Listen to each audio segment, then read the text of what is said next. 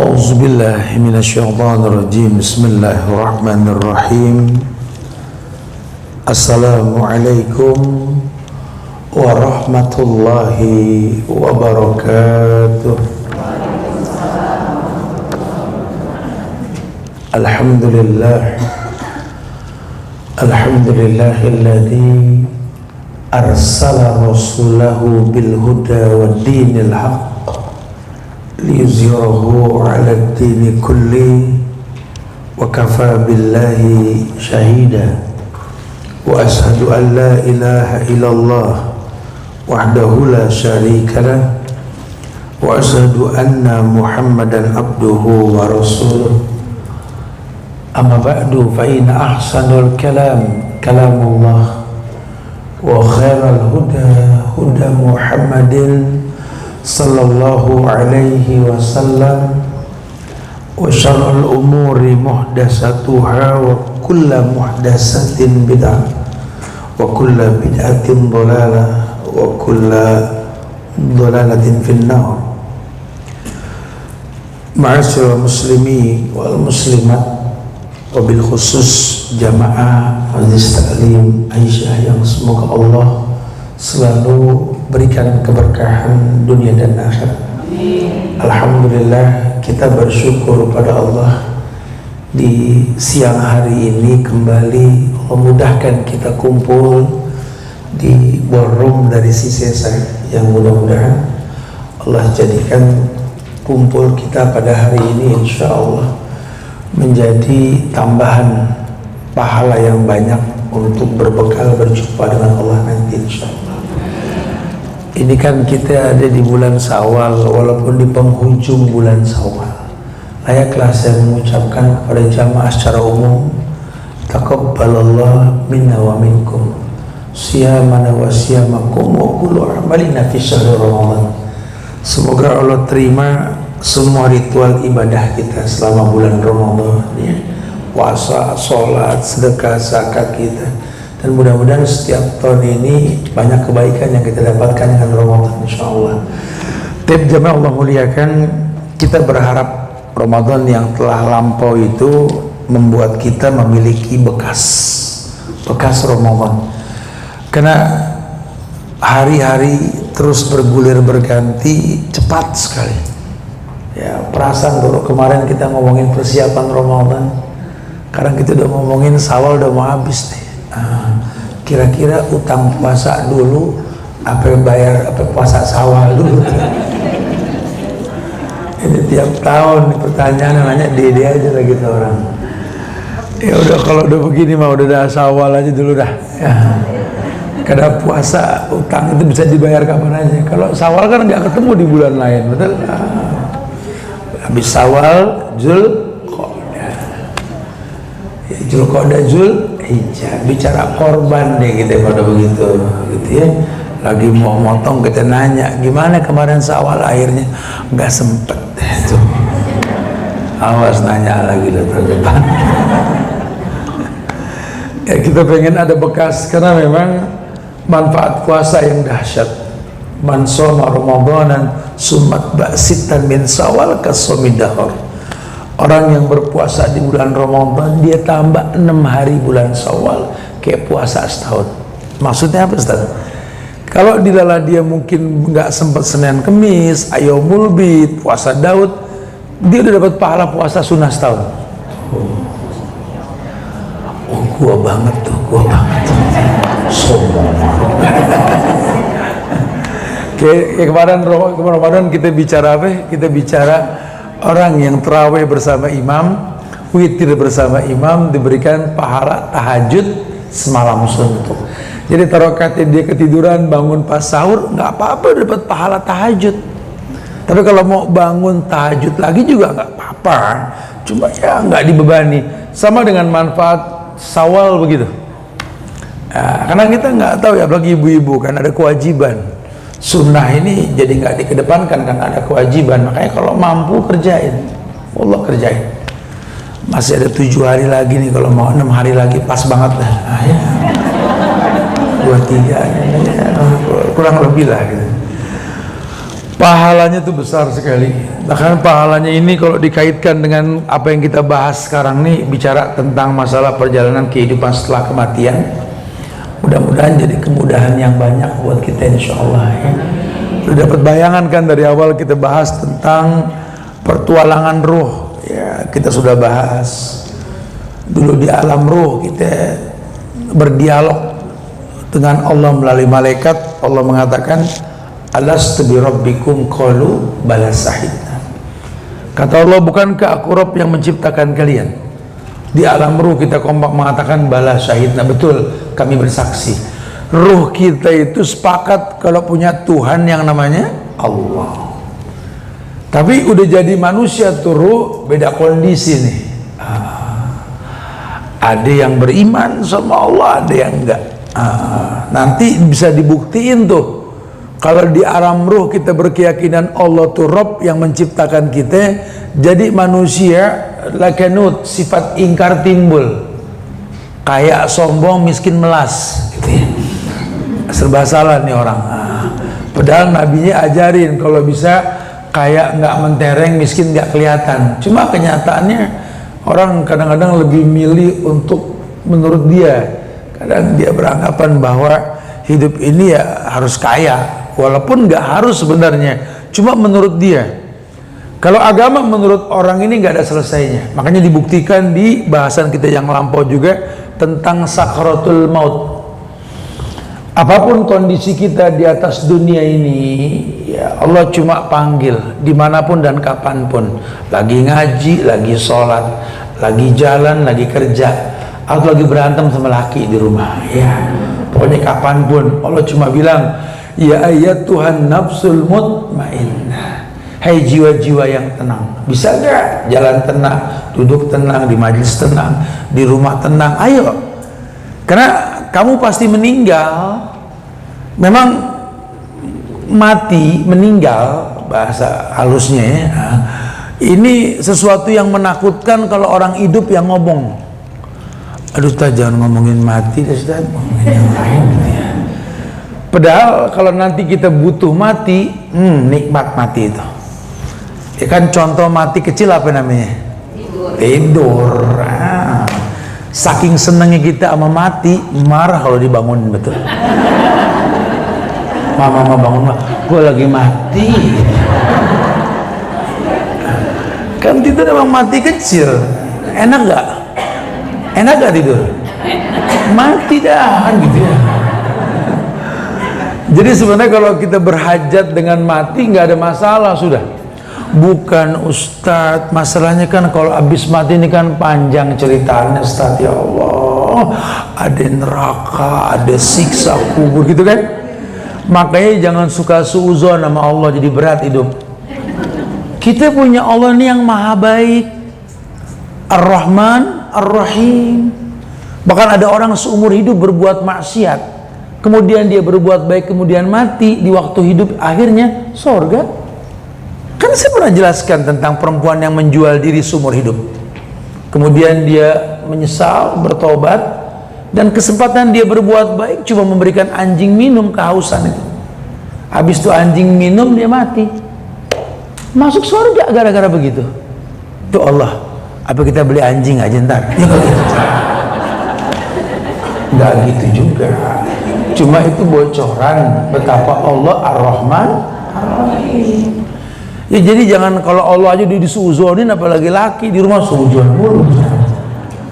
Allah itu rahmatnya wasiat kulla syai'. Jadi takutnya kita dengan kematian karena kita taunya Allah kejam. Kenapa dia takut Allah kejam? Karena dia banyak dosa. Padahal andai dia mau menegakkan zikir pagi petang dan dia tahu makna istighfar yang dia sebutkan, atau dia mengatakan la ilaha illallah wahdahu la syarikalah lahul mulku wa lahul hamdu wa ala kulli syai'in qadir, itu taruh kata dosa kita kayak buih di lautan, diampunin sama Allah. Jangan ngeremehin sesuatu yang ringan di lisan berat di timbangan loh ya. Kalimatani khafifatani fil lisan sakilatani fil mizan ya, makanya ada beberapa hikmah selesai Ramadan kalau bisa kita jangan meremehkan ritual-ritual yang ringan ya. Kalau memang kita nggak bisa baca Quran terus jadi penghuni neraka, ya nggak juga. Ditawarin nih, kalau emang yang nggak lancar, nggak bisa hatam, paling nggak baca kul huwallah 3 kali hatam. Pernah denger gak? Ini kajian gini gue demen nih, cakep nih. Ya nggak gitu juga kali. Ini dikasih bocoran supaya agama nih enteng. Ya. Jadi kalau memang kita Iqra 2 nggak naik-naik gitu ya, melihat Quran juga kayaknya Allah ini dibaca, nggak dibakar, diminum di air gitu. Islam tawarin baca tuh qul huwallahu ahad 3 kali kayak hatam Quran. Atau kita baca kuliah tuh rubu'ul Quran, 4 kali baca tuh hatam Quran. Atau kalau kata Imam Syafi'i, kalau pas dia baca surat wal asri pendek tuh kan, andai tidak ada lagi surat yang turun dalam Quran, cuma wal asri cukup. Subhanallah. Dia saya nggak temen, lu kenapa nggak bilang ini ngaji gini yang gue demen, enteng nih agama. Ya ini info, tapi bukan berarti kita mengenteng-entengkan, enggak ya, karena memang mengembalikan ke hukum asal. Ad-dinu yusrun, agama ini mudah. Yassiru wala tu'assiru, basiru wala tunafiru. Tadi ada yang bilang kan di depan, tat kajian yang serem dikit sih kata saya. Kalau mau kajian serem ntar malam Jumat ya, di kuburan sono no. Ya, kober. Agama jangan bikin orang serem ya, karena agama ini mudah, bikin orang jadi malu sama Allah. Makanya kan Allah ulang-ulang di Quran tuh, fabi ayyi ala'i rabbikuma. Tuh kalau kita tahu artinya malu kita sama Allah.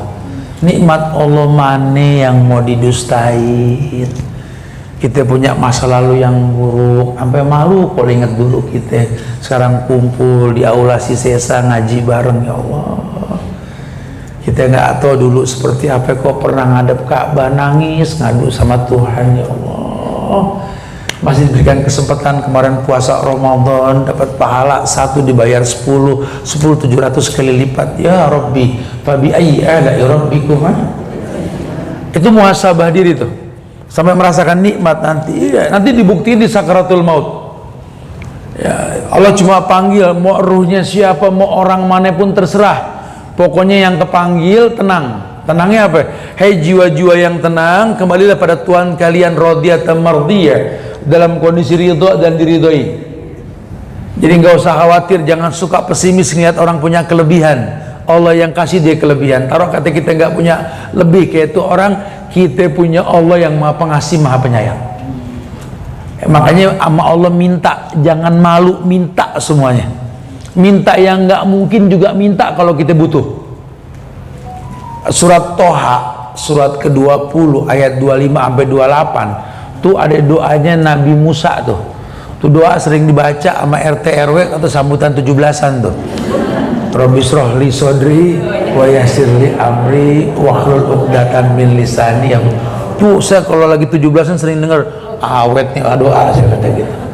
Padahal kalau kita terjemahin maknanya tuh dalam banget loh. Ternyata Nabi Musa juga sumpek, ngalamin sumpek dalam hidup. Kita ngalamin nggak? Ngalamin. Di rumah kita sumpek. Makanya kita baca tuh kalau lagi sumpek jangan nanya kafe yang baru di mana. Baca nih doa Rabbi shrah li sodri, artinya apa? Ya Allah lapangkanlah dadaku. Kenapa dadanya minta dilapangin? Karena sumpek. Jadi yang sumpek bukan cuma kita, Rasul juga. Kita kalau lagi sumpek di rumah ingat tuh, sumpek nih sama laki sama bini, kita sama anak sama orang tua. Ya Allah ya ingat deh, bukan kita doang yang sumpek, Nabi juga sumpek. Manusia. Ya siapa yang nggak sumpek, nomor rumah 4L, lo lagi. Ya saya suka bilang, kayak saya lagi khotbah nikah tuh, kalau nasihat pernikahan sih ya, 2 mempelai di atas puade ketawa ketiwi gitu. Akhirnya bang, kita di puncak cinta. Saya sautin puncak cinta. Awal ujian. Habis gini selamat datang di dunia anta beranta, betul? nasib dah ya, lo lagi. Sumpah Kak, sumpah. Tapi memang hidup ini ujiannya di situ gitulah. Kalau mau kelasnya mutiara, kelasnya berlian buat perempuan, ya diuji. Kalau enggak kedustaan, tanpa ujian yang ada kedustaan. Orang kalau pengen tahu kelasnya diuji. Fala ya'lamanallahu alladziina shadaqu wa la ya'lamanal kadhibin. Dengan ujian tahu kelasnya orang. Orang kalau nggak diuji nggak tahu kelasnya. Gimana mau naik kelas kalau nggak ujian? Saya kesel banget kan, sekolah di sini saya nggak boleh naik kelas. Kenapa emang? Nggak tahu. Kenapa dia nggak boleh naik kelas? Kagak ikut ujian. Kalau mau naik kelas ya diuji, dan Allah tuh uji. Kalau Allah yang uji enak, udah ada iming-iming apa? La yukallifullahu nafsan. Allah nggak mungkin uji manusia di luar batas kemampuan. Kalau manusia berat dengan ujian, buru-buru rapin, jangan-jangan lu bukan manusia. Karena cuma manusia yang kuat dengan ujian. Kalau ada manusia ngaku manusia nggak kuat sama ujian, manusianya dipertanyakan. Kelihatannya manusia nih, tapi bikin pegel orang. Alladzi yuwaswisu fi sudurin nas minal jinnati wan nas. Ya. Golongan jin, golongan manusia itu juga setan, suka bikin was-was. Jangan-jangan kita golongan jin lah ya. Wallahu a'lam bishawab. Nanti sakaratul maut itu bukti deh akhir yang baik, namanya husnul khotimah. Kalau buruk namanya su'ul khotimah. Husnul khotimah itu kematian yang baik. Nah, kita minta sama Allah yang baik. Allah yang baik cuma nerima yang baik. Supaya dapat yang baik, ayo belajar. Duduk di majelis ilmu, sesibuk apapun dunia mengikat kita, ingat bakal kita tinggalin. Prinsip supaya bisa qanaah di atas dunia gimana? Yakin dunia pasti hilang, akhirat pasti datang. Prinsip tuh. Ya, dunia pasti hilang. Udah semuanya deh, kaya, sukses, muda, cantik, ganteng, dunia pasti hilang. Pastilah, nggak mungkin nggak hilang. Dan wallahi nanti akan datang akhirat yang belum bisa kita pikirkan kapan datangnya. Wa ma tadri nafsun madza taksibu ghadan. Karena kalau yang akan datang itu cuma Allah yang tahu kapan datangnya. Kita cuma suruh bersiap. Rezeki, maut, jodoh pasti datang. Cuma yang jadi permasalahan ketika datang kita sedang apa? Ya nggak usah takut kalau untung rugi belum tentu. Ya, tapi kalau rezeki pasti. Nggak semua orang punya untung rugi, nggak semua orang punya gaji, tapi setiap orang punya rezeki. Nah, yang penting ketika rezeki datang, iman kita sedang gimana? Karena kalau iman kita lagi bagus, rezeki datang, manfaatnya jelas. Begitu pula jodoh, kita nggak tahu kapan jodoh datang. Tapi yang pasti kita jadi orang baik ketika datang, manfaatnya jelas. Kita bermanfaat buat yang dijodohin sama Allah. Ya, buat Allah kan nggak ada yang nggak mungkin. Tuh asem di gunung, garam di laut, nyatu di panci gitu. Allah yang bisa gabungin, Allah juga yang bakal bisa misahin gitu kan.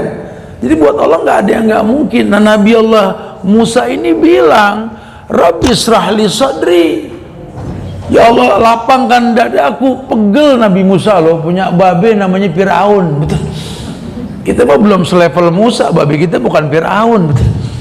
Ini Fir'aun, waduh ngaku Tuhan, ana rabbukumul a'la, aku Tuhan kalian yang maha tinggi. Berat.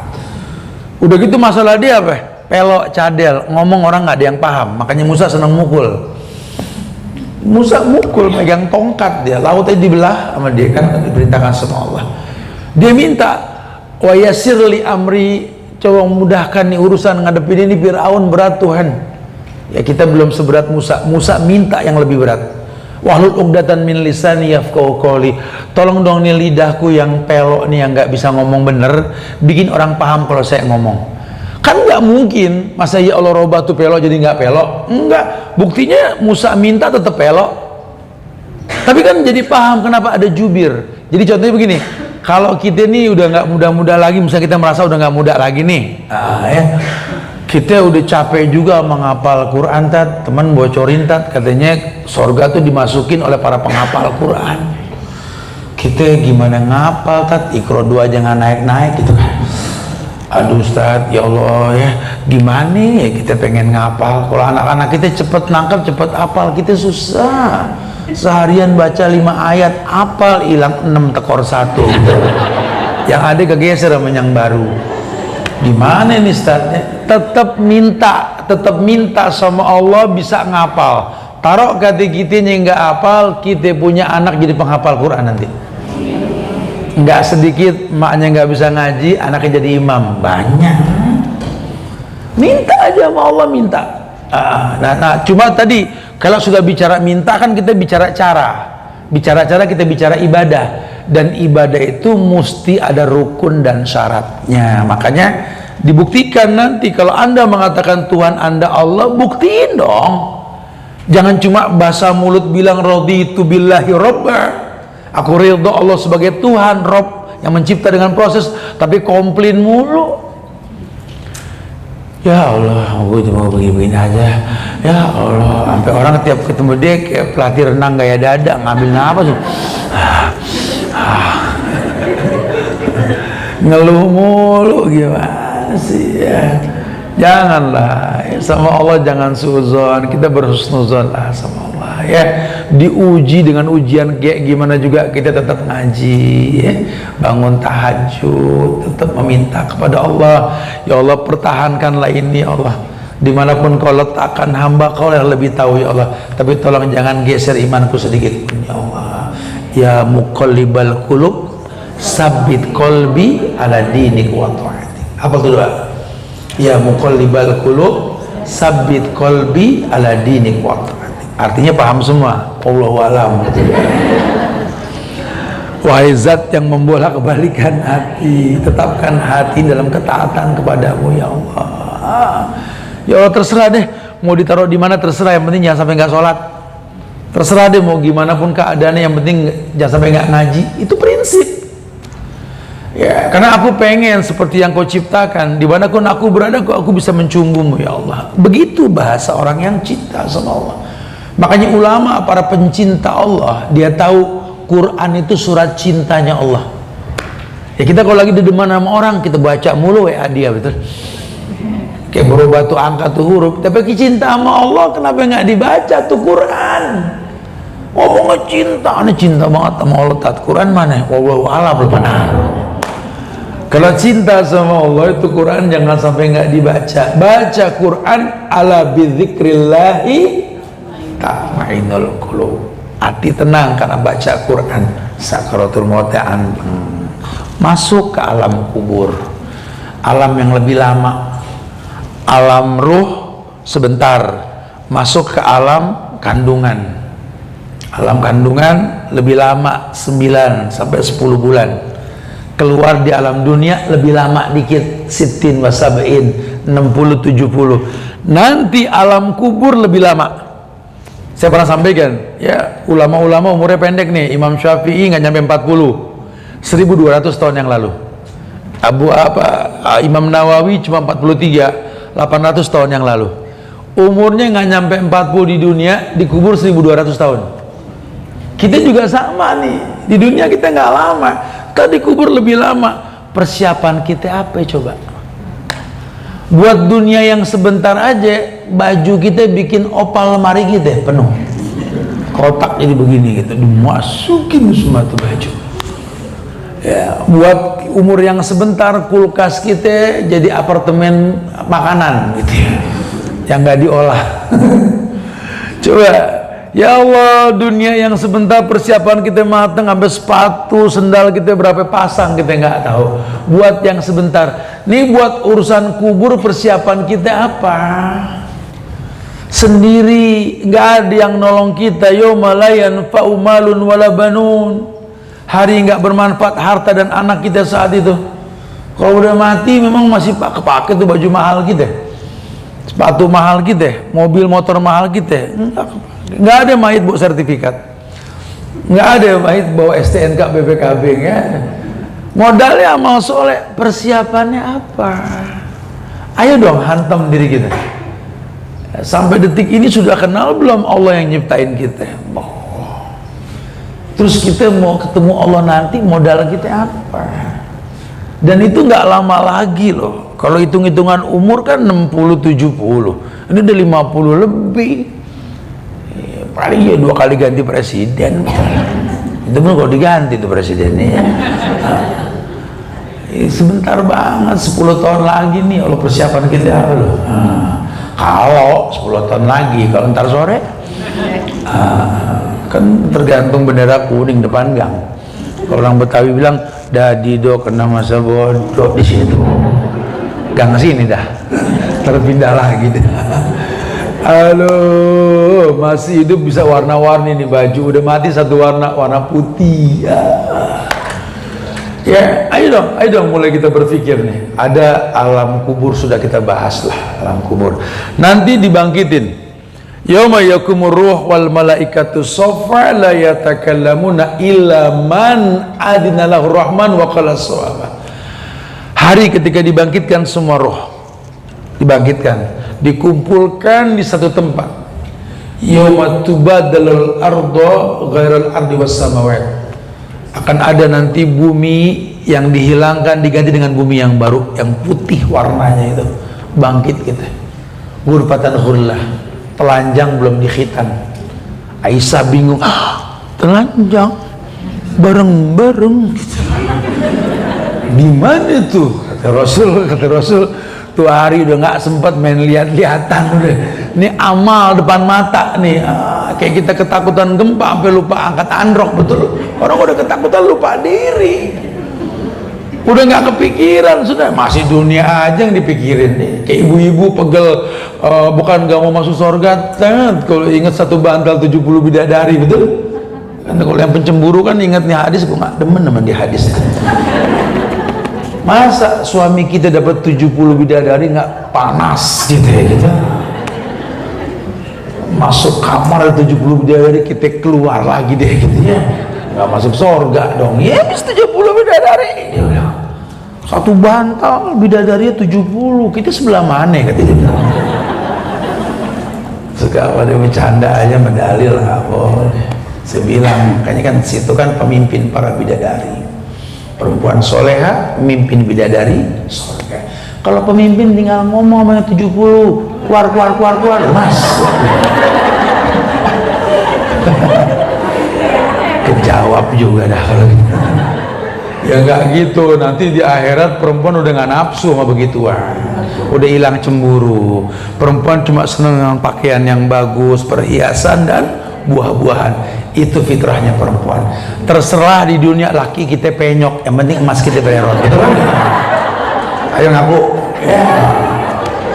Pada akhirnya kan begitu perempuan. Apalagi di sorga nanti. Jadi ibu, udahlah, dengan kita berilmu nih kita udah ada bayangan nih. Nah, dibangkitin di padang mahsyar. Cuma kan panjang tuh terusannya tuh. Kemudian juga nanti ada tempat-tempat terpuji buat para nabi, di sana kita sudah bahas. Kemudian juga ada syafaat bagi orang kafir. Nanti ada telaga Al-Kautsar yang nabi dikasih. Al-Kautsar itu ya, inna atoina Al-Kautsar fasholli rabbika wanhar inna syani'aka huwal abtar. Tuh Al-Kautsar itu nama telaga yang dikasih ke Nabi, yang kalau orang nanti dikasih minum nggak bakal aus selama di padang mahsyar itu. Padahal matahari cuma sejengkal. Dikasih bayangan nih. Makanya kita kalau pengen nggak kehausan di padang mahsyar, jangan ngebayangin ya Allah padang mahsyar, duh kita ntar gimana deket sama Nabi. Makanya kita dikasih minum, dikasih bayangan. Jangan suka suuzon sama Allah. Ya insya Allah kalau kita di atas manhaj yang betul, aman. Ini kan info-info semua ini diinfoin kita tentang padang mahsyar, ada mizan, ada telaga. Nah ini kita bahas sekarang asirat nih. Nah, baru masuk asirat nih. Tadi mau kodimah doang tuh. Ya. Baru masuk asirat. Asirat ini apa artinya? Jembatan. Ada kontorah jembatan juga. Ya. Nah nanti setelah kita di padang mahsyar, ya, kita itu akan digiring ke sirat. Sirat ini jembatan yang terbentang antara neraka dan surga. Jadi dari padang mahsyar tuh ada jembatan menuju surga, bawahnya neraka. Jadi ada yang bisa selamat sampai surga, ada yang masuk ke dalam neraka. Jadi yatufuna baina wa baina, jadi nanti yatufun, ada nanti orang yang muter-muter di pinggiran neraka kemudian nyemplung, yatufun dibilangnya. Nah, dijelaskan dalam bahasan kita ini bahwa as-sirat itu pasti dan merupakan bukti bahwa kita mesti yakin sebagai seorang muslim ini tentang as-sirat ini. Kenapa? Karena memang bicara sirat ini Allah berfirman di surat Maryam, ada di Quran itu atau di bukunya itu. Allah berfirman di surat Maryam ayat 71-72 itu, wa minkum illa wariduha kana ala rabbika hatman maqdiyah summa nunajjil ladina taqaw wa nadharu zalimina fiha jisiyah. Artinya, wa minkum illa wariduha, tidak ada seorang pun di antara kalian, hei manusia secara umum, illa kecuali wariduha, mendatangi neraka. Jadi dipastikan setiap manusia itu pasti menemui neraka. Karena ala rabbika hatman maqdiyah, kecuali dipastikan mendatangi neraka, ya. Kata Allah, karena ala rabbika hatman maqdiyah, ini sesuatu yang pasti gitulah. Summa, kemudian nunazzil ladina taqaw, kemudian kami akan menyelamatkan orang yang bertakwa, wa nadharu zalimina fiha jisiyah, dan membiarkan yang zalim dalam neraka dalam keadaan berlutut. Maksudnya gimana, Ustaz? Istilah setiap kalian akan mendatangi neraka. Mendatangi itu bukan berarti masuk, tapi pasti lewat. Itu jangan cuma lewat doang, entar dulu enak aja. Kan kita disamperin, dideketin ke neraka. Ya kalau memang tempat kita di neraka, ya kita pasti masuk. Nggak mungkin salah masuk. Ya nggak ada kesalahan di akhirat nanti. Ketika dulu ditanya tentang masalah ini, Nabi pernah mengatakan para sahabat yang ikut berbaiat, baiat Ridwan di zamannya di bawah pohon itu ya, la yadkhulun nar ahadun mimman ba'a tahta sajarah, tidak akan pernah masuk neraka orang-orang yang pernah berjanji denganku di atas pohon, di dekat pohon baik itu Ridwan ini, ya.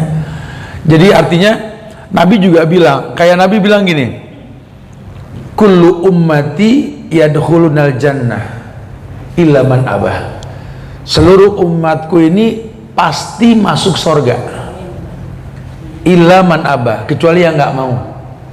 Sahabat bingung, yang nggak mau siapa ke surga Rasul? Nabi bilang, mana atoni dakhalal jannah wa man asani faqad abah, yang patuh dengan syariat yang kubawa surga, yang menyelisihinya ya neraka. Jadi infonya begitu, pokoknya umat Muhammad pasti ke surga, harusnya begitu, kecuali yang nggak mau. Siapa yang nggak mau? Yang nggak mau patuh, disuruh ngaji ogah, pakai kerudung cuma musiman, ibadah mut-mutan. Ini yang begini nih, yang nggak tahu kalau Allah tuh sayang sama dia sebenarnya. Syariat itu bukti cintanya Allah. Cuma karena memang dia nggak paham, dia anggap agama cuma hiporia, agama cuma pesta musiman gitu loh.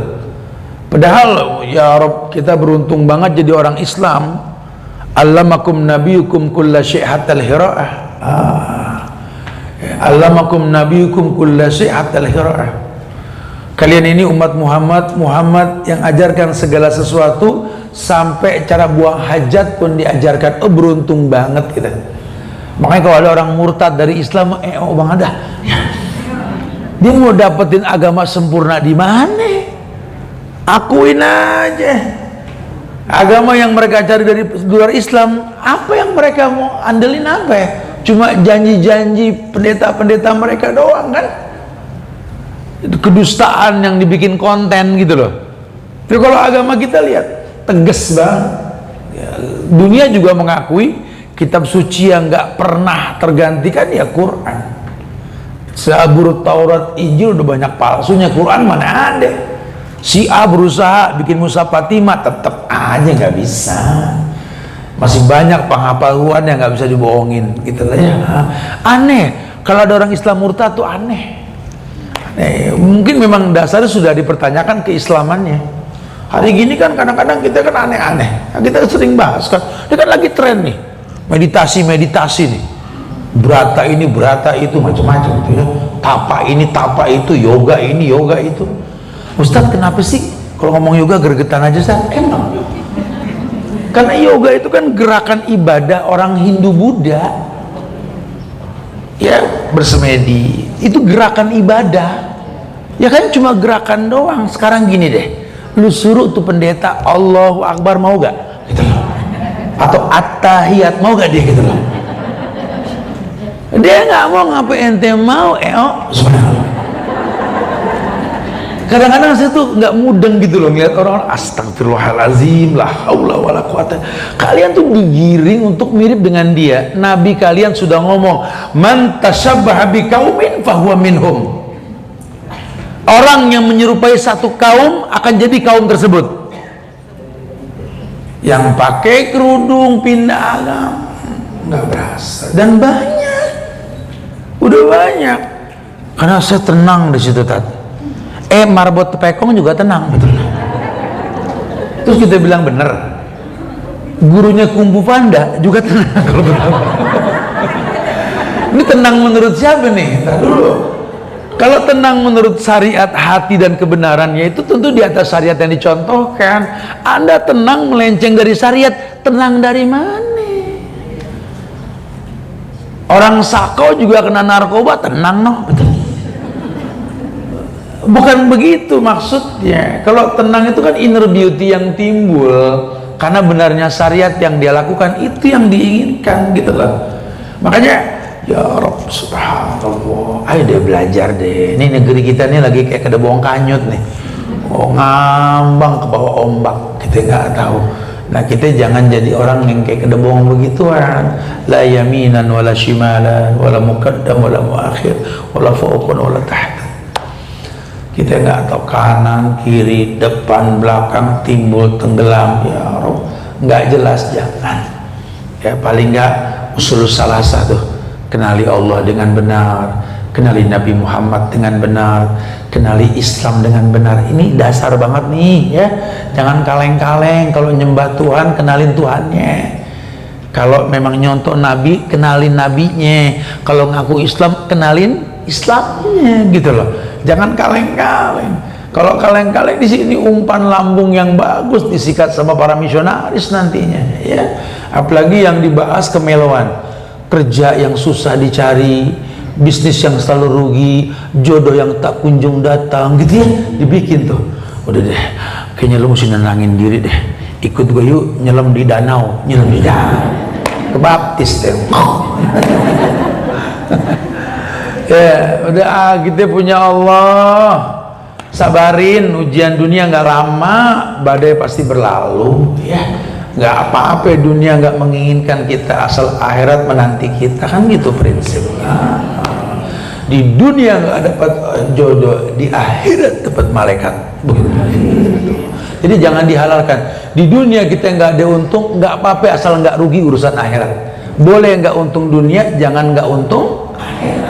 Orang Islam ini dua keuntungan, dunia dan akhirat. Hati-hati ya, jangan sampai terwarnai ini ya. Tayyib. Jadi Nabi mengatakan maksud dari wa minkum illa wariduha kana ala rabbika hatman maqdiya summa nunajjil ladzina taqaw wa nadharu zalimina fiha jisya. Jadi tidaklah seorang pun di antara kalian kecuali akan mendatangi neraka, lewat, transit, nyebur, semua mungkin. Yang demikian itu di sisi Allah itu pasti. Jadi pasti kalian lewat. Nah, nanti karena pastinya itu yang dimaksud, pasti jalan di atas as-sirat yang di bawahnya neraka, namanya lewat. Nah, nanti sirat dibahas nih, ada yang nanti nyemplung, ada yang jalannya cepat dan macam-macam lah nanti ya. Ada yang dikasih cahaya sebesar gunung, ada yang seujung kuku dan lain-lain nanti ya. Jadi beragam, tergantung amal soleh di dunia. Tapi kan bocorannya umum ya. Perintahnya apa? Wasari'u ila magfiratin min rabbikum, cepat minta ampun. Wa jannatin arduas samawat uiddat lil muttaqin. Kalau udah minta ampun, minta sorga. Maksudnya apa? Sorga nggak mungkin dimasuki tanpa ampunan. Sekarang kalau Allah saja maha pengampun, kenapa kita nggak maafin dia? Kita kadang-kadang nuntut orang sempurna, ya bukan di dunia. Nggak mau maafin karena ingat kesalahannya, baiknya lu dilupain. Itu kufur asyir. 20 tahun dia berbuat baik, jarang diomongin. Sekali dia berbuat salah, tiada maaf bagimu. Ya Allah. Kan banyak kasus kayak gitu kan, mau suami istri, mau bicara orang tua, ya dia lupa kita dikandung berapa lama, dibesarkan, cuma gara-gara ribut sama pasangan hidup kita benci orang tua kita. Banyak kasus kayak gitu ya. Temen juga begitu, kita lupa perjuangan dari nol, cuma gara-gara sekali dia berbuat salah, nggak mau kenal lagi. Itu sifat-sifatnya nggak bagus itu. Timbanglah ya, kita kalau masih berteman sama orang, ingat ini makhluk nggak sempurna. Kalau pengen enteng, pikirin manfaat kita buat dia, bukan manfaat dia apa buat kita. Boleh keduanya, cuman yang paling gampang manfaat kita apa buat dia, sehingga kita menyiapkan maklum. Kan saya bilang, ibu kalau nuntut orang bener nggak ada di dunia, Bu. Saya dikecewain mulu, Ustaz. Kayak saya pengen cari malaikat, tetap salah sama ibu. Malaikat tetap salah saya. Karena malaikat nggak punya nafsu. Taruh ganteng keren, saya dapat malaikat ganteng keren, tapi diem aja. Nah, itu kan salah lagi. Kayak nggak punya ide hidupnya gitu. Makanya dunia dititipin sama orang, bukan sama malaikat. Hah? Kalau malaikat yang mimpin dunia kebon semua, nggak ada flyover, betul? Karena manusia yang punya nafsu, ada flyover, jalan tol, punya nafsu. Nafsunya dibimbing dengan syariat gitu ya. Tetap ahsanut taqwim itu manusia, ciptaan yang terbaik itu manusia. Makanya saran saya, jangan cari selain manusia. Terserah mau pasangan hidup, mau teman, partner bisnis, guru, cari manusia. Karena ada yang suka nyari jin, betul ya? Karena jual beli tuyul di kita kan lagi rame nih. Ekonomi lagi goncang, tat, yang laku kang tuyul gitu ya. Jangan, cari manusia. Manusia itu ahsan, terbaik. Laqad khalaqnal insana fi ahsanit taqwim. Allah ciptakan manusia ahsan, terbaik. Jadi cari sahabat dalam hidup itu manusia dalam semua hal, lini kehidupan gitu ya. Tayyib. Nah, ya dulu juga sahabat nanya, ya dijelaskan di sini bahwa Ummul Mukmin Hafsah bini Nabi ini tanya ke Rasul, ya Rasulullah, wa minkum illa wariduha. Itu menandakan apa? Hati bini Nabi juga belajar ngaji. Kan yang nanya ini kan bini Nabi, Ummul Mukmin Hafsah. Ya kan, siapa Hafsah? Anaknya Umar ibn Khattab. Hafsah nanya, padahal babenya Umar, lakinya Rasul, masih ngaji. Ini kadang-kadang baru kawin sama orang hijrah, kawin sama ustadz tuh nggak ngaji, bukan bininya ustadz gitu. Bukan bini orang hijrah gitu. Bini Rasul aja ngaji gitu. Dia belajar ayat loh. Makanya Aisyah begitu. Aisyah hafal 30 juz, Aisyah hafal banyak hadis, benar bini Nabi. Karena dia pengen merasakan nikmat dalam kehidupan. Jangan suka merasa aman. Ini baru punya anak sekolah-sekolah agama, baru apa 10 juz aja pada nggak ngaji. Pada nggak ngaji, Bu. Anak kita daripada hafal Quran, apa anak itu? Situ belum tentu enak aja. Belum. Jangan suka merasa aman. Lau anna Fatimah binta Muhammad sarakat laqata'tu yada. Kata Nabi gitu kan. Jangankan kalian, Fatimah saja anak aku, kalau mau mencuri aku yang potong tangannya. Karena nggak dijamin anak Nabi itu maksum. Itu anak langsung, apalagi yang coba ngaku turunan. Itu kan Kadang-kadang lagi tren ngaku turunan Nabi, macem-macem dongeng yang dijelasin, betul? Ada yang bisa terbang mat, kayak keluarga Dragon Ball nih.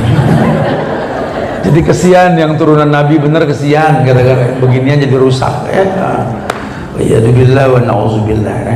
Nah, nanya nih Hafsah, ya Rasulullah, bukankah Allah berfirman wa iminkum illa wariduha, setiap kalian itu pasti datang ke neraka gitu loh. Kemudian Nabi mengatakan, kata Nabi, kan ayatnya ada lanjutannya tuh, summa nunajjil ladina taqaw wa nadharu zalimina fiha jisya. Ayatnya jangan dipotong-potong, terusin kata Nabi. Lanjutannya itu kan, kemudian Allah mengatakan kami akan menyelamatkan orang yang bertakwa dan membiarkan orang yang zalim dalam neraka dalam keadaan berlutut. Jadi kalau kita pengen cuma lewat doang neraka, lewat doang dan pasti lewat, tolong bertakwa.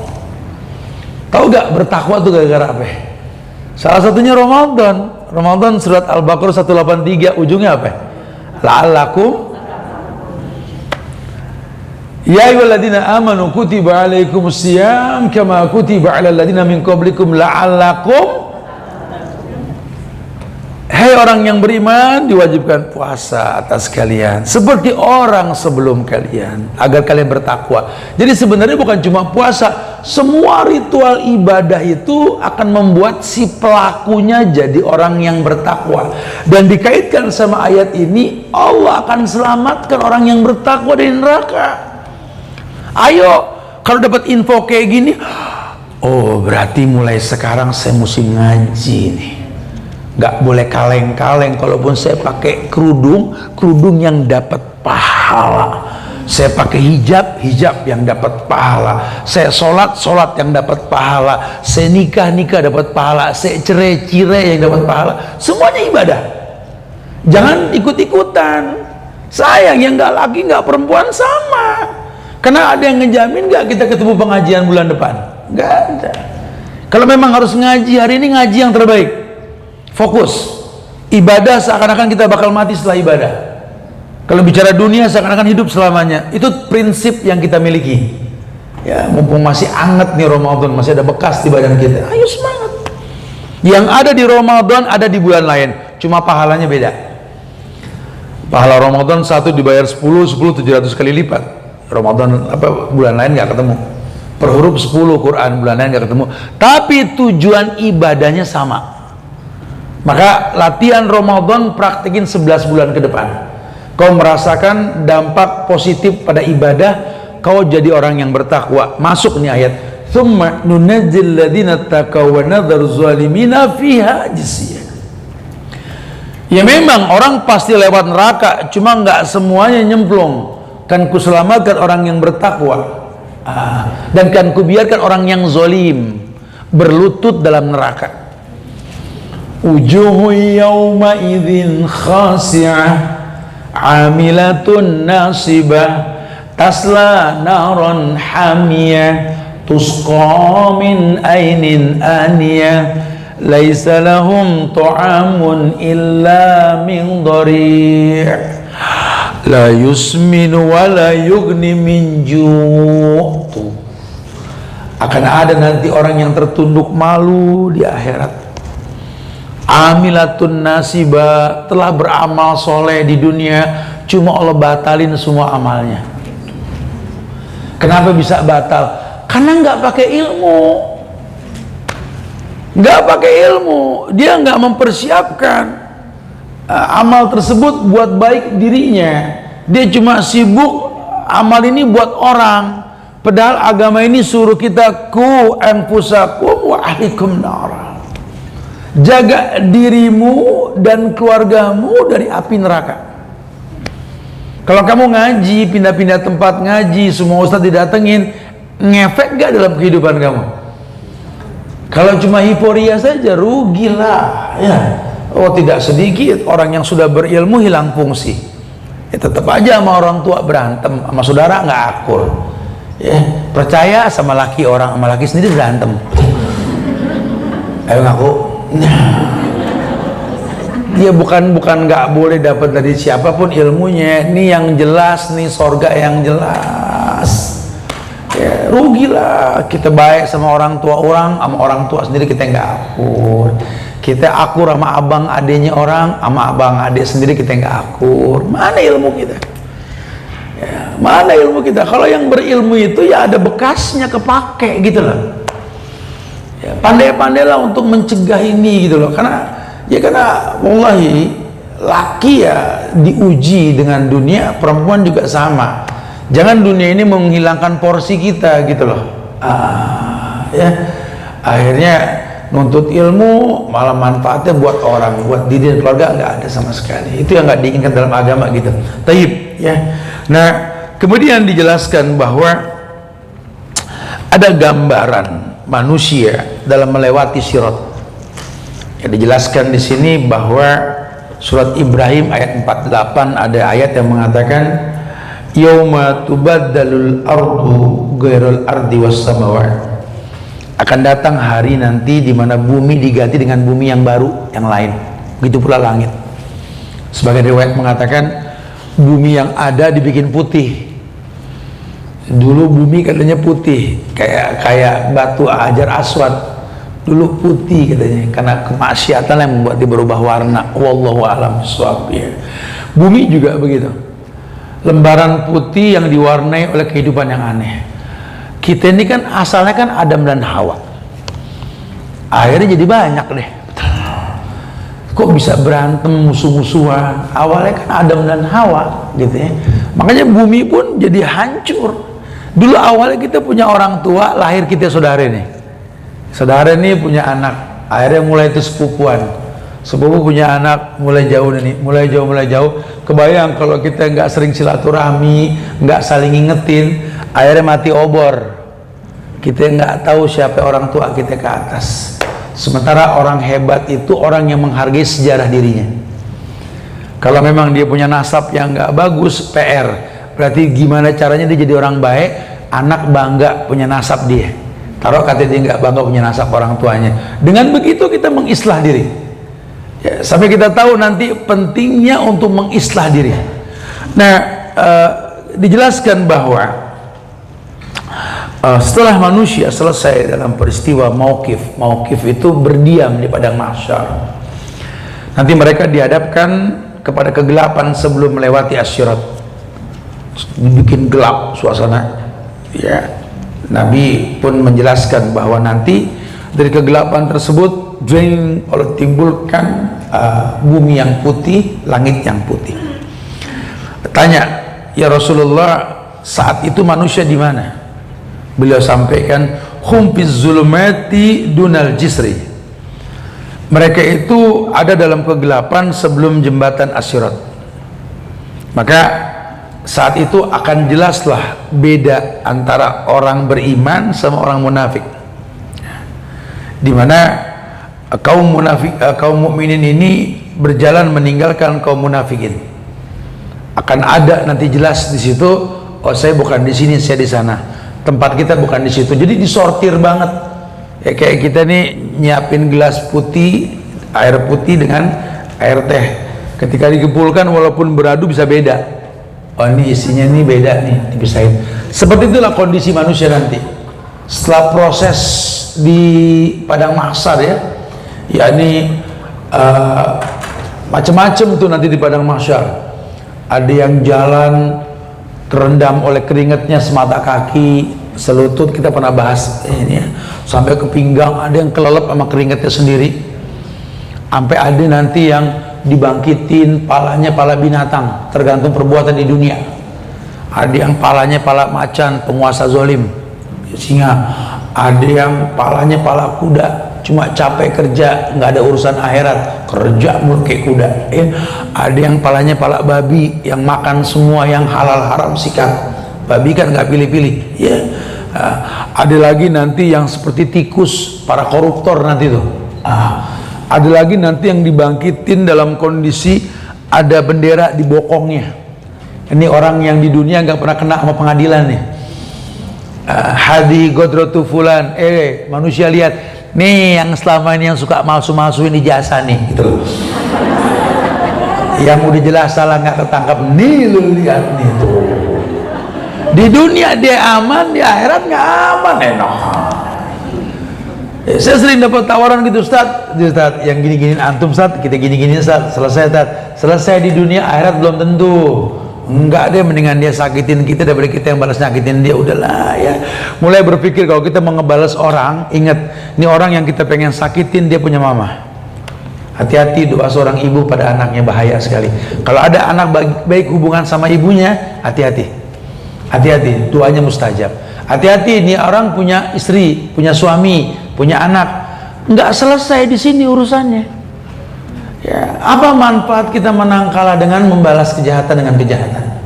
Harus ingat, ya, kita juga manusia, pasti berbuat salah.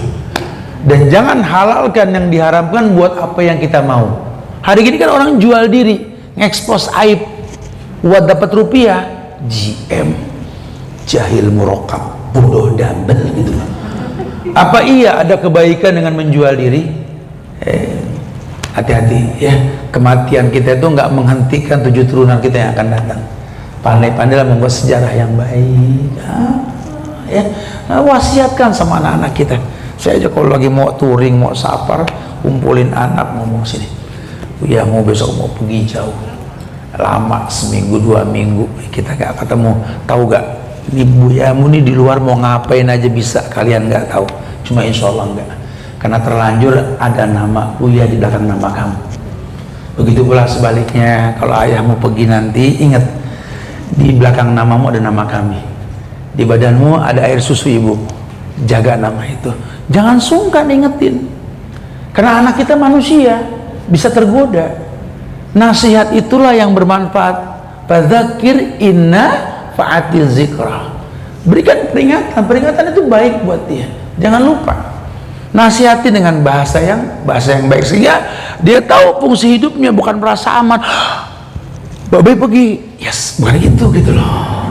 Mama pergi, yes, bukan. Diingetin, mata kami terhalang dinding, telinga kami terhalang jarak, tangan kami pun nggak sampai 2 meter. Ya, ketika kami nggak sanggup mengetahui kalian di mana, Allah Maha tahu.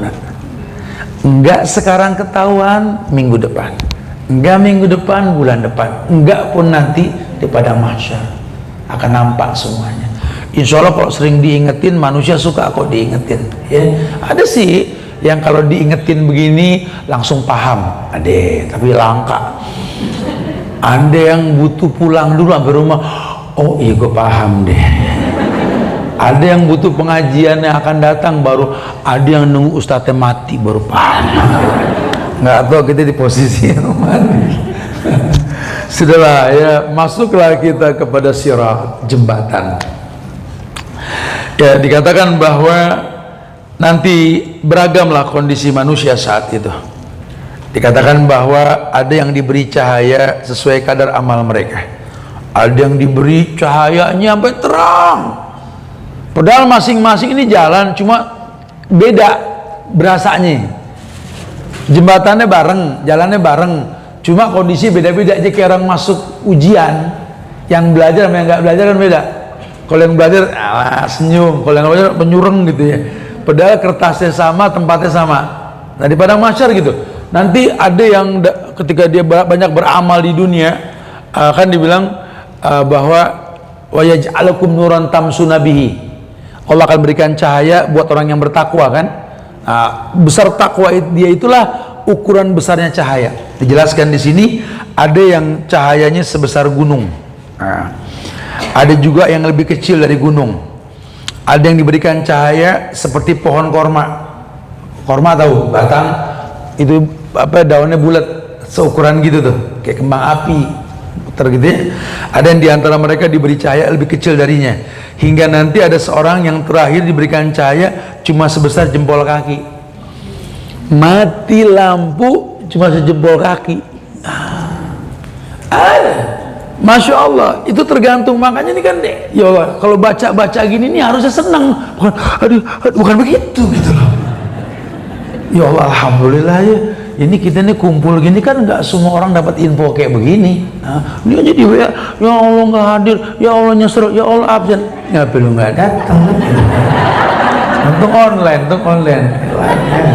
Ya dan gue hapus habis ini ntar. Jadi dapat info. Oh berarti kalau begitu Bismillah deh. Ini masalahnya kan tuh di jembatan Sirat nanti kan kita udah nggak ada laki, nggak ada bini, nggak ada anak, nggak ada saudara, orang tua juga nggak ada, nafsi kan. Itu sinarnya dikasih karena amal kita. Berarti ini masing-masing punya tanggung jawab. Jangan merasa tenang. Oh kalau aneh kita tenang tat masalah cahaya nanti tat aneh buka toko listrik ada urusan. Nggak ada urusan. Ini bicara amal soleh bukan masalah listrik. Lo kata pakai watt di sana kan amal soleh. Nah seperti itulah mereka. Nanti juga ada lagi sebagian mengatakan bahwa Nabi menjelaskan ada nanti kondisi Sirat itu jembatan itu sebagian mengatakan seperti rambut dibelah sekian itu Israiliyat lah, wallahu alam, saya nggak berani menjelaskan ya. Tapi Nabi mengatakan bahwa As-Sirat ini ya itu seperti pedang yang tajam yang kita injak,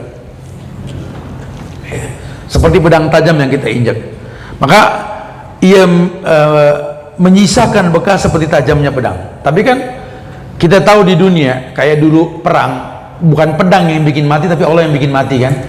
Nah kalau dia amal soleh walaupun kelihatan pedang diinjak itu nggak mempan karena memang Allah nggak bikin dia tersiksa dengan pedang. Tapi hukum asal pedang itu pasti ngerobek kaki orang yang nginjak.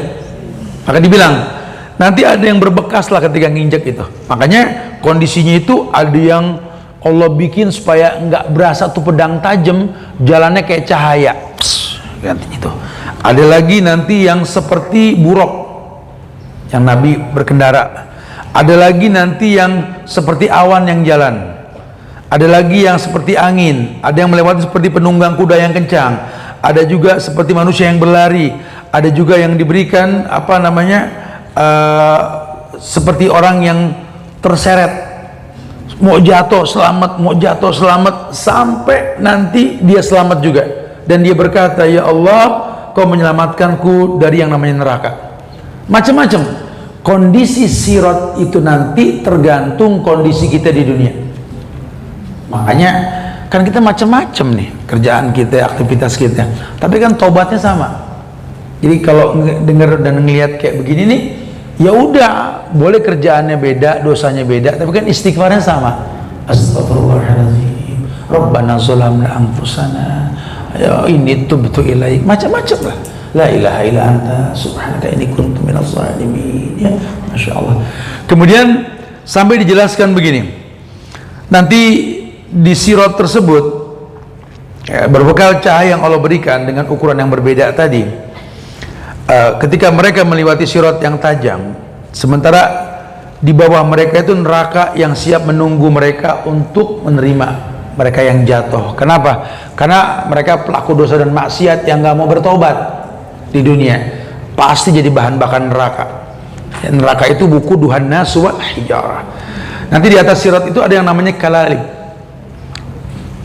Ada yang namanya kalalib, yakni kulaib.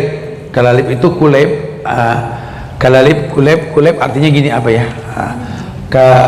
Sa'dan, kayak ada pohon di Arab tuh kalau kita lagi ke Saudi itu suka ada pohon-pohon duri kan. Kalau melihat buahnya itu bulat, kayak ada sabit, kayak ada celurit. Jadi bulat, begitu tajam tuh. Jadi kulaib itu besi yang ujungnya bengkok, dan itu di Sirat tersebut yang dipastikan manusia pasti kena kecuali Allah selamatkan dia. Jadi hukum asalnya orang pasti kena kecuali yang Allah selamatin. Ini yang mesti kita ingat-ingat nih, kecuali yang Allah selamatin. Siapa yang diselamatin? Ya orang yang bertakwa tadi. Ya, orang yang bertakwa, karena udah nggak mungkin orang bisa luput dari yang namanya kulaib, besi yang goyang-goyang selama kita lewatin tuh Sirat, udah tajam tuh besi kebayang. Di situ kita butuh pertolongan Allah, dan Allah tolong kita karena ketakwaan kita kepada Allah. Dalam satu riwayat dikatakan, summa yu'ta bil jasri fayuj'alu baina zahra jahannam. Kunna ya Rasulullah wa mal jasru? Qala madhadatun mazilatun alaih khatatifu wa khalalib wa haskatun mufaltahah laha syaukah uqaifa takunu bin najat yuqalu laha as-sa'dan. Nabi bilang begini, ketika didatangkan sirat, jembatan yang dibentang di atas permukaan neraka jahanam, ya, ini para sahabat nanya, ya Rasulullah, bagaimana bentuk jembatan itu? Beliau mengatakan licin, menggelincir, udah tajam, licin, banyak yang kebeler lah kalau bahasa kita. Nah, di atasnya terdapat besi pengait, kawat berduri yang ujungnya bengkok. Ia mengatakan seperti duri di Najd tadi. Di Saudi itu ada pohon tadi, pohon yang duri bulat tajam, tapi ada kayak tulang begitunya tuh. Seperti itulah kondisinya. Nabi jelaskan sedetail itu. Jadi bohong kalau orang tuh nggak kena, pasti kena, kecuali yang diselamatkan sama Allah. Siapa yang diselamatin? Ya orang yang bertakwa. Lagi-lagi, oh berarti saya mesti rapin ibadah gitu, bukan aduh ya Allah masih banyak dosa nih yang begini. Ya bukan kita merasa aman dari dosa ya, kita manusia, cuman cara berpikirnya tuh kalau dapat info kayak gini, kayak perempuan neraka tuh banyakan perempuan, terus jangan ya bukan gitu. Kenapa itu perempuan di neraka banyak? Ternyata bukan masalah hedonnya, kufur asyirnya. Berarti mesti dilawan. Sifat kufur asyir perempuan jangan sama suami, sama anak juga sama. Kadang-kadang iri ngeliat anaknya baik sama istrinya atau nurut sama suaminya, ibunya bisa komplain, terus aja lupain mama, kan suka gitu kan. Nah, itu mesti dilawan gitu loh. Ya sama teman juga begitu, sifat perempuan sama temannya gitu kan. Punya teman awet, temannya punya teman lagi cemburu, sifat perempuan. Lo ngelupain gue, ya ilahi robbis, abang baru sehari begini. Itu sifat kufur asyir, mesti dilawan. Mesti dilawan. Ada habis baterai ini, kalau udah habis berbunyi ya mesti dilawan. Jadi jangan terus ya Allah perempuan lagi, emang perempuan lagi, mau bilang apa? Di neraka banyakan perempuan, tapi kan di surga juga banyakan, ya banyakan perempuan lah. Satu lagi 70 bidadari, tetap banyakan perempuan kan, betul gak? Tenang aja bu. Iya. Cuma yang jadi masalah supaya jadi bidadari gimana ya kan gitu. Oh berarti ada rumusnya. Nah kalau dapat info kayak gini, jangan merasa diintimidasi sama agama.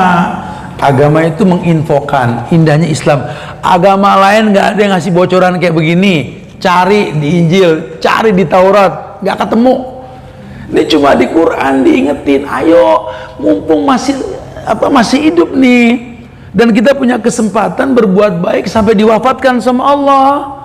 Allah tuh maha baik. Kita nggak pernah berbuat baik pun, ketika akhir-akhir kita bertobat, Allah lupakan semua keburukan kita. Ayo, paling tidak mohon ampun sama Allah, atau berjuang untuk minta ampun sama Allah. Jatuh bangun, nggak apa-apa. Sekarang kalah sama setan, besok harus menang. Kalah lagi, besok harus menang. Terus berjuang. Jangan beranggapan kalau kita sudah hijrah, sudah tobat, maksum, nggak punya salah lagi.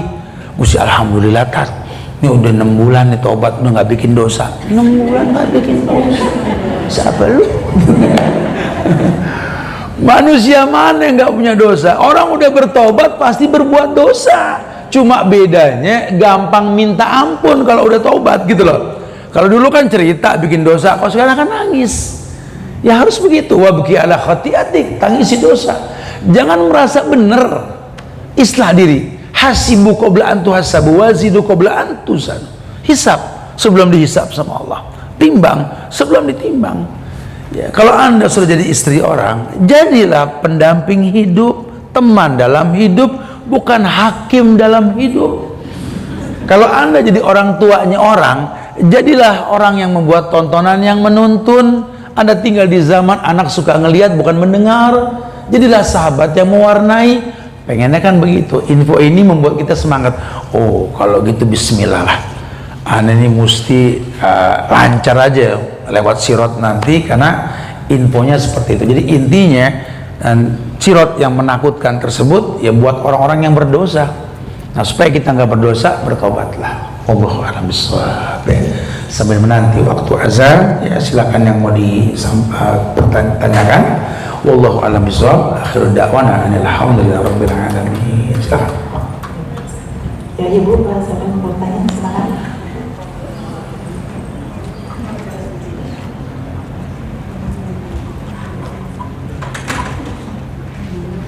Silakan. Ada yang bertanya langsung?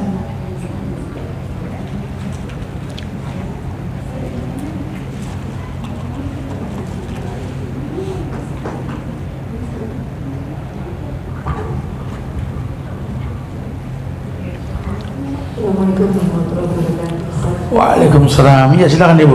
Ditanya, ini kan kadang ada yang mengatakan bahwa negara lain itu melestarikan budaya atau sudah menggunakan teknologi, tapi rakyat Konoha itu mabuk agama itu bagaimana Ustaz?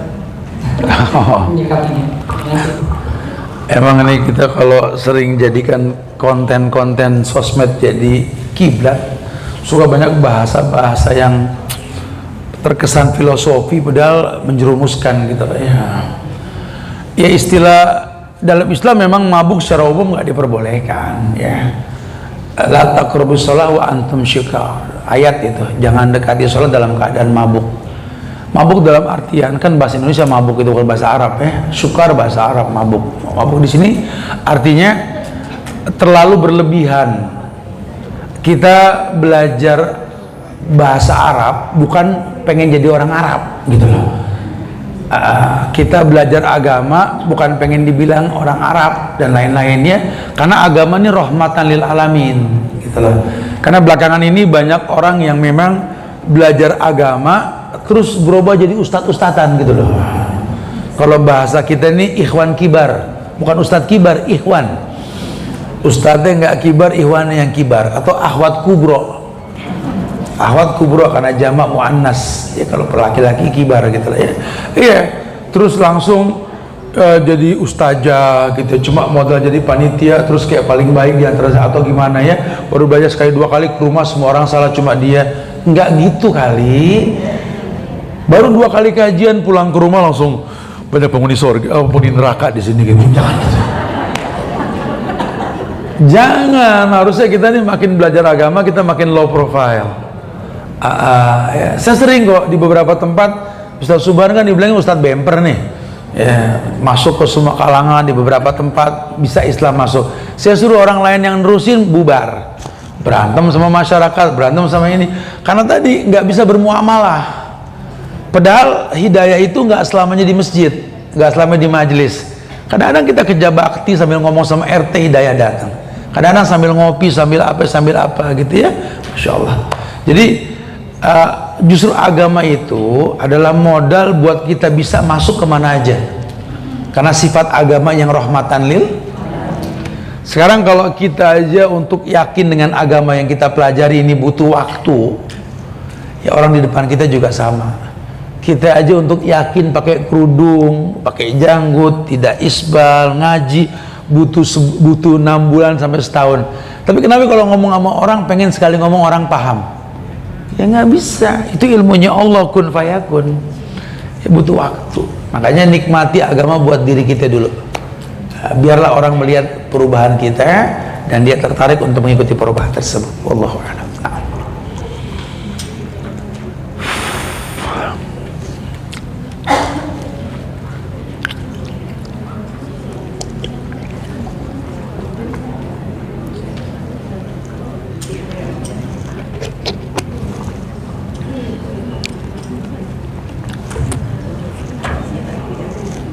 Assalamualaikum warahmatullahi wabarakatuh. Waalaikumsalam warahmatullahi ya.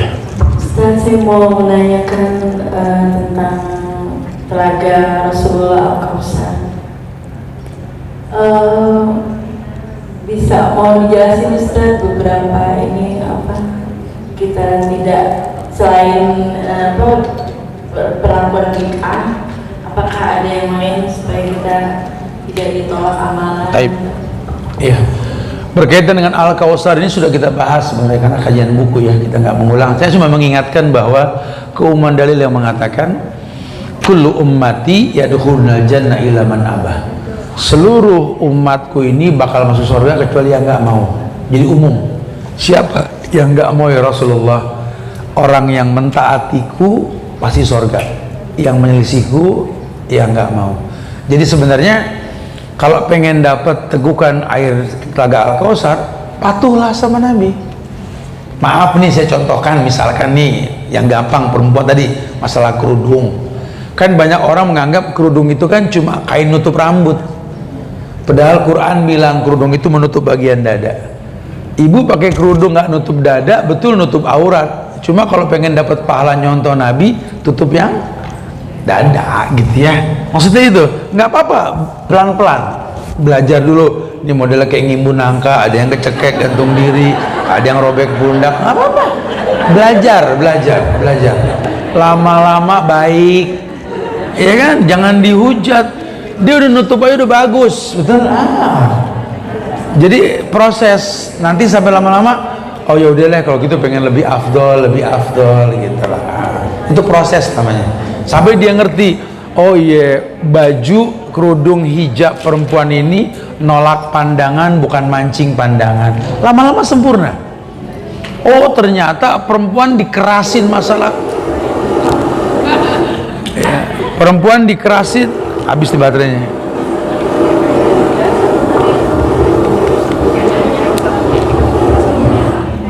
Ya habis begitu, kalau mau habis begitu.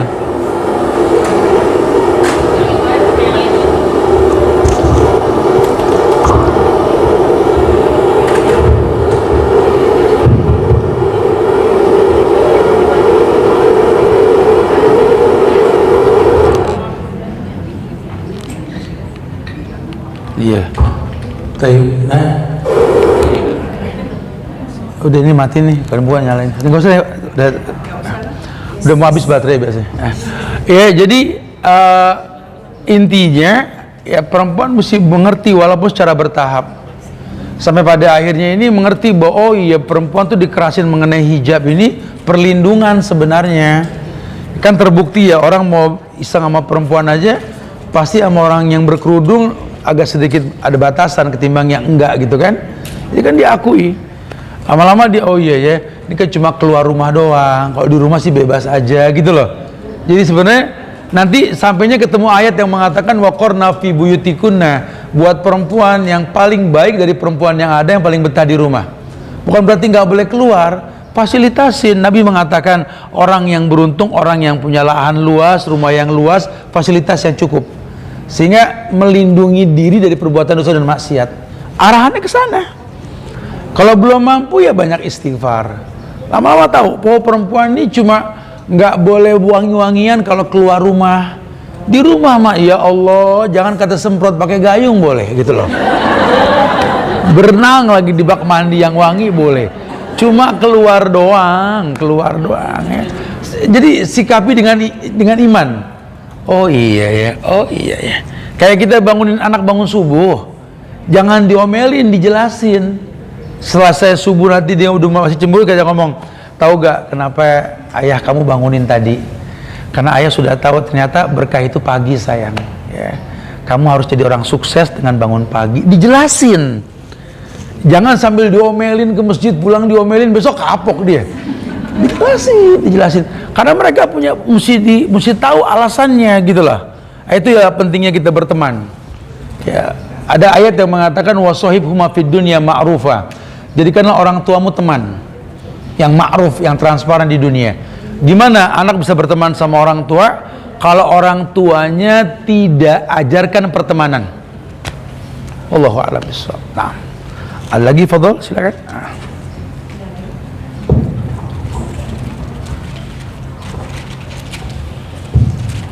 Assalamualaikum warahmatullahi wabarakatuh. Waalaikumsalam warahmatullahi wabarakatuh. Ya. Saya namanya ini kan ya ada yang Ustaz. Kita itu kalau meninggal kan nanti begitu di alam kubur kita akan ditanya oleh malaikat. ada yang kan apa pelayarnya itu sudah meninggalkan dilangkah gitu ya, itu yang tadi. Nah, yang saya mau tanyakan tuh kalau orang yang ditunda dikubur itu dia mengalami malam pertamanya itu sebenarnya kapan besar itu pada malam pertamanya itu ditanyain sama malaikatnya tuh dia di mana gitu loh. Jadi ada kan yang ditunda kuburan, ada meninggalnya ini tapi baru dikuburnya berapa hari kemudian seperti itu. Terus sama yang kalau nggak dikubur itu juga tetap mengalami ya. Bisa kalau oh iya, nah ini saya juga belum punya jam terbang di sini nih. Yang pasti memang Ibu, ketika kita wafat, ruh kita itu kan dibawa ke Allah. Surat Al-Jum'ah, innal mauta alladzi tafirruna minhu fa innahu mulaqikum summa turaduna ila alimil ghaibi wasyahada fa yunabbiukum bima kuntum ta'malun. Maut yang kalian menghindarinya akan mendatangi kalian, akan bawa roh kalian berjumpa dengan Allah, kemudian dikembalikan lagi. Dikembalikan ruhnya itu ketika si mayit sudah masuk ke lubang kubur, didudukin. Nah, wallahu alam, selama belum dimasukin ke lubang kubur tersebut atau belum ada keputusan, karena sebagian masuk ke lubang kubur, sebagian masuk dibakar dan lain sebagainya. Ada cara-cara tersendiri, tapi yang pasti sudah masuk alam barzah. Dan alam barzah itu jangan mindset kita nih cuma lubang kubur di hadapan kita, bukan. Alam yang berbeda, cuma pintunya kubur. Ya, jangan kena dongeng. Ada orang yang sedang zikir dalam kuburnya sedang lala, atau setan bangkit dalam kubur gitu atau gitu ya. Lala, itu cuma lubang.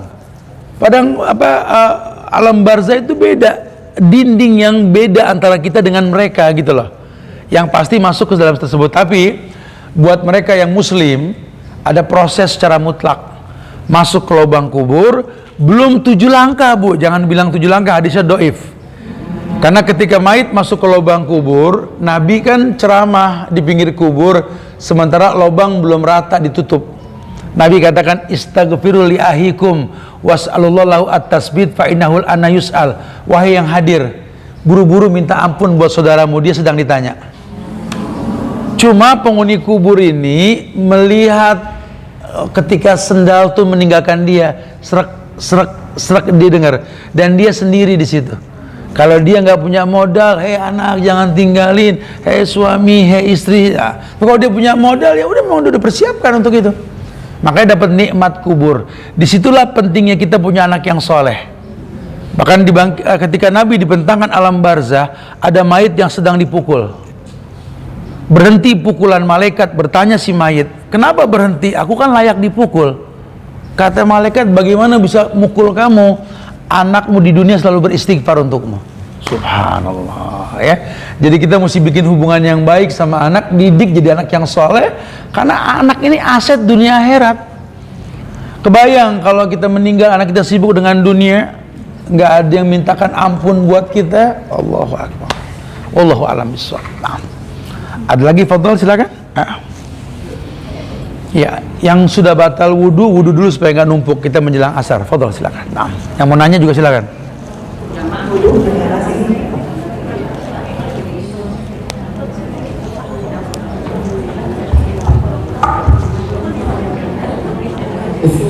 Assalamualaikum, Ustaz. Aku mau izin bertanya. Andai ada seseorang, dia dulunya sholat, kemudian tidak sholat, tapi perbuatannya sehari-hari itu baik. Jadi paham Quran, paham hadis, mengaplikasikan kebaikan-kebaikan. Tapi sholatnya ya semaunya gitu loh, Ustaz. Jadi kan katanya jadi beranggapan gitu, orang ini beranggapan penting agama diturunkan untuk memperbaiki akhlak, jadi untuk kebaikan. Jadi dia buat baik, tapi sholatnya itu ya suka-suka gitu lah, Ustaz. Iya. Iya, ada orang yang sudah harusnya dia berilmu, mengerti syariat, tapi prakteknya sholat itu main-main, ibadahnya berantakan. Ya jangan heran, berarti orang-orang seperti ini memang cara dia menuntut ilmunya salah. Kan sering saya sampaikan, bahkan yang membunuh Ali bin Abi Thalib pun penghafal Quran. Bukan lagi masalah sholat. Sholatnya bagus kok, ngebunuh Ali kan lebih fatal lagi. Jadi sebenarnya agama ini pada akhirnya bermanfaat atau tidak, Nah, supaya bermanfaat, tuntutlah ilmu dengan cara yang betul. Jangan ada talbis. Kita kerja di perusahaan, perhatikan halal haram itu usaha kita. Kerjanya di mana, hasilnya bagaimana? Kenapa? Karena uang yang kita bayarin ke anak-anak kita yang sekolah, kalau pakai uang haram, taruh dia hafal Quran, hilanglah manfaat Quran buat dia. Ya, karena tidak sedikit hari gini kan banyak keluarga berkeluh kesah.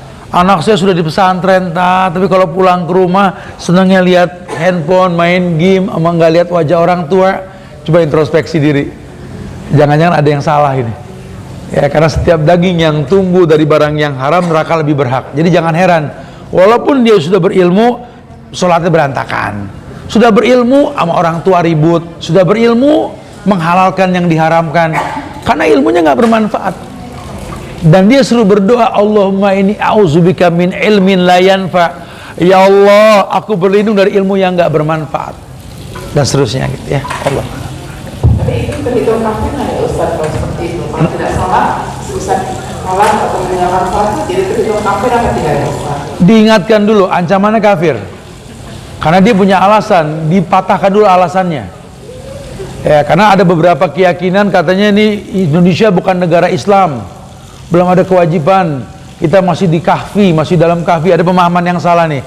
Kita ingetin, pemahaman ente salah. Ini negeri-negeri Islam, karena ciri khas negeri Islam itu azan dikumandangkan, nggak ada larangan ibadah. Jujur negeri ini memang belum 100% manajemennya Islam, tapi kan kita nikah dengan cara Islam, ya, jual beli dengan cara Islam dan sebagainya. Ini negeri Islam, cuma belum sempurna keislamannya. Jelasin. Kalau dia tetap bilang, tapi saya nggak mengatakan sholat itu wajib, kafir. Diingetin dulu, jangan gampang mengkafirkan. Diingetin dulu, takutnya dia salah paham. Dikasih paham dulu, karena nggak ada hukum buat orang yang nggak tahu sampai dia tahu. Ya, setelah dikasih tahu dia tetap bertahan pada kesalahannya, ya katakan salah. Allahu a'lam. Barakallah. Fadal, ada lagi silakan. Ya.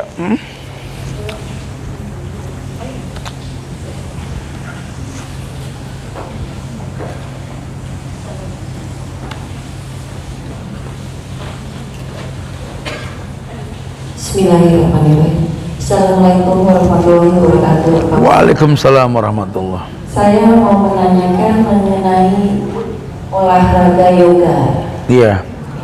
Jadi apakah dalam agama kita, maksudnya gini Pak Ustaz, gimana ya pertanyaannya? Jadi dalam agama kita, apakah kita boleh melakukan olahraga yoga sementara yoga itu kan ada musik-musik yang Iya, itu aja. ya, itu bagaimana Pak Ustaz, apakah kita boleh melakukan olahraga yoga sementara kan tujuannya untuk olahraga gitu, untuk sehat, bagaimana Pak Ustaz? Tadi saya sampaikan sebenarnya, yoga itu gerakan ibadah non muslim, walaupun mengatasnamakan olah tubuh, ya, meditasi dan lain-lain. Itu nggak boleh di Islam, haram. Apalagi ditambah ada musik-musiknya, lebih haram lagi nanti ya. Jadi kalau masih ada yang bertahan, tapi kan suruh gurunya itu gerakan sholat ikutin, mau nggak? At-tahiyat tadi, Allahu Akbar, atau gerakan ruku subhana rabbiyal azim gitu, pasti nggak bakal mau. Makanya saya bilang orang Islam yang mau idiot over berarti. Orang kafir aja nggak mau gerakan Islam, kenapa Islam mau gerakan orang kafir? Toleransinya kan di Islam apa? Lakum dinukum. Ya udahlah, bagimu agamamu, bagiku agamaku, jangan diikuti. Bu Khadijah bini Nabi, Nabi itu ada di Gua Hiro. Gua Hiro itu di Mekah, yang biasa hiking gunung 2,5 jam belum tentu nyampe ke atas. Itu Khadijah tante nyusulin Nabi loh, enggak yoga. Asma hamil 2 ikat pinggang terkenal betul. Nabi di Jabal Thur sembunyi sama ayahnya dari kejaran orang kafir Quraisy. Dalam hamil 9 bulan diikat perutnya, bawa makanan tiap hari ke atas. Enggak yoga. Karena kan yoga ini kan ibadah Cina kuno. Sebelum Nabi diutus sudah ada. Lau kana khairan la sabaquna ilaih. Kalau betul diajarkan sudah oleh para sahabat. Nah, Islam ajarkan yang lebih dari meditasi itu sholat, bukan betapa. Ini lagi subhanallah diiklanin lagi sama orang-orang Islam, betapa deh lu, tenang gitu loh. Sholat kita lebih dari betapa, makanya bacaannya yang betul, tumakninah yang betul, hafalin nama Allah. Orang kalau dari nama Allah apal, ala bidzikrillahi tatmainnul qulub. Ingat Allah, hafal Allah, tenang hati kita. Masalah pasti bohong, orang hidup ya pasti punya masalah, tapi tenang hidupnya, nggak usah betapa-betapa deh. Lama botak rambut nanti kayak pendeta. Baik, Pak Ustaz, terima kasih. Assalamualaikum warahmatullahi wabarakatuh. Waalaikumsalam warahmatullahi.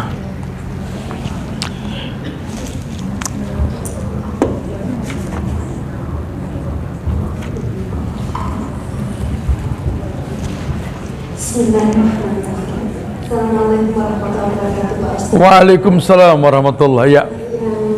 Saya ingin mendapat ilmu dari Pak Ustaz, gimana caranya kita kalau sholat itu bisa tumanina, bisa fokus gitu Pak Ustaz, nggak mungkin kan yang lain-lain. Terus yang kedua, bila saya menyuruh suami saya untuk sholat ke masjid, apakah itu saya dosa Pak Ustaz? Kadang kan suami itu ada urusan kerjaan belum selesai, tapi saya ingatkan Pak Ustaz, ngomong ke masjid dulu gitu Pak Ustaz. Ya. Ya, mengingatkan pasangan tentu merupakan bagian dari fungsi perempuan yang dikatakan hunna libasun lakum. Perempuan tuh baju buat suami. Jadi ketika ada yang ngelamar, mesti berpikir kira-kira manfaat saya apa buat dia. Kira-kira dia bisa gak denger yang saya omongin. Gitu loh. Oh, insya Allah nih kayaknya nih orang gampang dikasih masukan. Nikah. Ya, kalau pada akhirnya susah ya siap diuji kan gitu ya. Kenapa? Karena dia harus mendapatkan tumakninah. Tumakninah itu artinya ketenangan. Ibu berasa gak kalau lagi nonton sinetron tumakninah? Tenang sampai husu gitu. Kenapa? Karena tahu ceritaannya, tahu sebelum dan yang akan datangnya. Sholat kita nggak tumakninah karena kita nggak tahu imam baca apa. Itu masbuloh, masalah buat loh. Betul. Jadi sering sekali kita ini sholat nggak tahu yang dibaca. Padahal kalau Allahu Akbar, Allah Akbar, Allah Maha Besar, ana shaghir, aku kecil. Al-Fatihah dibaca Bismillahirrahmanirrahim. Alhamdulillahi Rabbil Alamin. Alhamdulillah, segala puji milik Allah lillah. Itu kabar, namanya khobar. Khobar dikedepankan, alasan diakhirkan. Rabbil Alamin, Allah yang menciptakan alam. Aku cuma bagian dari alam. Kalau paham mah nggak bakal mikir yang macam-macam. Ini kan gara-gara kita Allahu Akbar, ya Allah kunci di sono, ya Allah ini. Karena kita nggak paham yang kita baca. Jadi kalau pengen dapat tumakninah, yang pertama kenali Allah yang kita ibadahi. Yang kedua, harus paham yang kita lakukan. Yang ketiga, ngerti yang kita baca. Baru tumakninah. Makanya imam suruh ngadep makmum. Istawa'ta dulu, lurus, rapatkan sop, ngeliat tuh. Iqra' ma tayassara minal Qur'an, imam baca yang paling gampang dari Quran. Supaya orang tenang.